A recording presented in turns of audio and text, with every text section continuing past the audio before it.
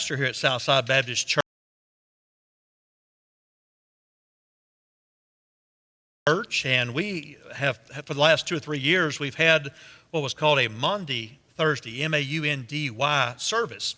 Last year, on this particular week, the water system was down in Palestine, if y'all remember that, and people were more worried about where they were going to get their shower and maybe water for cooking, but we had a few folks, and we were able to study about the physical, what Jesus went through for the physical cost of our sin, and into some depth on that. And I'd already decided this year I was going to change it. We did 2 years on physical, and now the social, the emotional. And little did I know that the coronavirus would come and social distancing would become the issue. And so we're going to be dealing with that tonight. I'm very grateful for some folks who are joining us with us tonight. Tana Herring, who's involved in the ladies' class. She helps to teach Angela from time to time and is involved with that. We are also glad to have Ruth Ann Webb, who's been involved in our youth area, our children's area. In fact, all three of these have been involved in all areas of our church.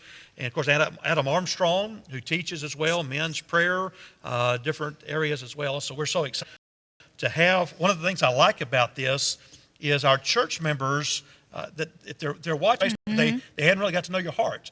And so I'm grateful to you that you're here with us to share.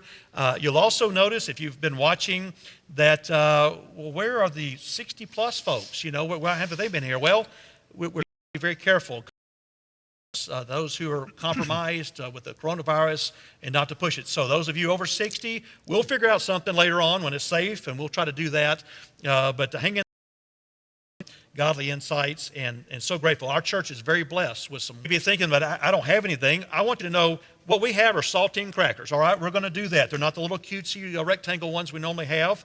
I was going to go to the store and get red grape juice, but we've got white grape juice. So you use what you have at your house. We're going to use styrofoam cups.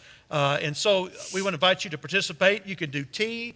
Do what you need to do. The concept of the unleavened bread was they didn't have time for the bread to rise, and so they in haste had to leave Egypt. And over time, of course, the yeast became symbolic of sin, and it was a big dash, kind of a fun environment in the Jewish households every year at Passover to get rid of all the yeast and to do that. And so we invite you to whatever you have to do that. Now, you may be thinking, can we do it this way? I mean, don't we have to have deacons to do it? Don't we have to be in a church building?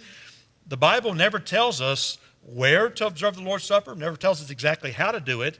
It just tells us every time we do it, we're to do it in loving memory of what Jesus did for us. It's about the attitude. And so we do invite you. It's for believers, though. It's for believers in Jesus Christ, and we invite you to do that. Let me remind you, before we get into our scripture tonight, that this Sunday morning is Easter Sunday. This is what's called Holy Week by so many. Last week was Palm Sunday. Today was really kind of a quiet day for Jesus. We really don't know what he did. Silence and rest. We don't know. Tomorrow is what's called Maundy Thursday. It means mandate. He washed their feet, observed the Last Supper with them. Friday, of course, is Good Friday when he died on the cross for us. And then, of course, Easter Sunday.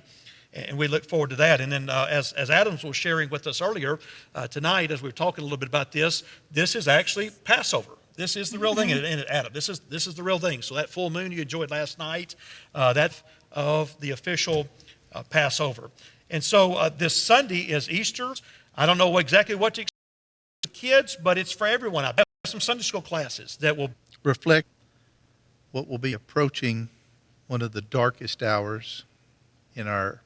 And your prayer was that the Lord's sin had to be paid for, Lord. And we thank you for that sacrifice.